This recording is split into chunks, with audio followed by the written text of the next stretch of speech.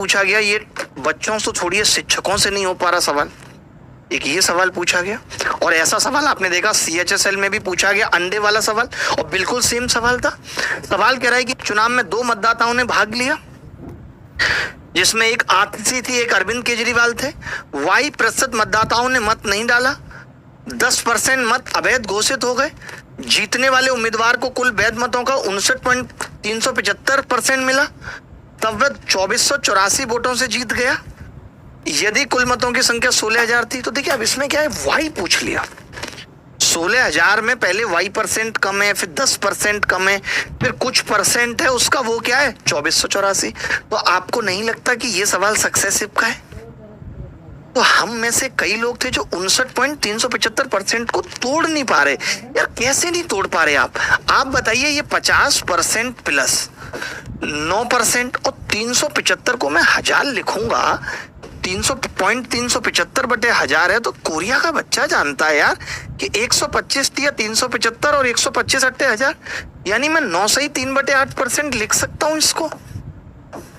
आपने कहा फ्रैक्शन बनाएंगे तो ये हाफ हो जाएगा, और 9 अट्टे 72 और 3 75/8, और हमने 100 से भाग के इसका फ्रैक्शन बना दिया तो ये 3/32 हो गया।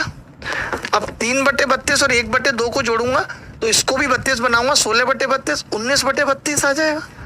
मुझे ये समझ में आ गया कि टोटल अगर 32 वोट है तो उसमें से एक आदमी को 19 मिला है और एक को बचा हुआ 13 मिला है, तो वो आदमी 6 से जीता है, 32 में 6 से जीता है, यानी 16 में 3 से जीता है। ये कह सकते थे या नहीं?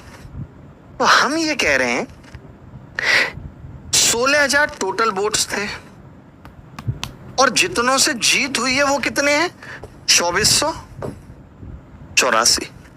हमने कहा भैया 16 में 3 से जीत हुई है,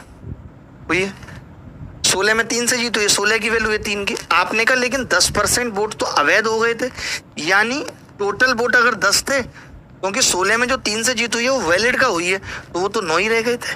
तो हमने इसको भाग लगाया, इससे तो पता चला कि 100 वोट अगर थे तो 92 ही डले हैं, यानी कितने परसेंट लोगों ने वोट नहीं डाला, 8% लोगों ने वोट नहीं डाला। ये सवाल का उत्तर था। तो क्या इस सवाल को हम ऐसे कर सकते थे या नहीं? क्या हमें हमारा टीचर परसेंटेज को फ्रैक्शन में बांटना सिखाता है या नहीं? क्या हमारा टीचर हमें सक्सेसिव बताता है या नहीं? जब बताता है तो हम पेपर में नहीं लगा पाए, सोचिए। और ये 3 सवाल एक ही शिफ्ट में पूछे।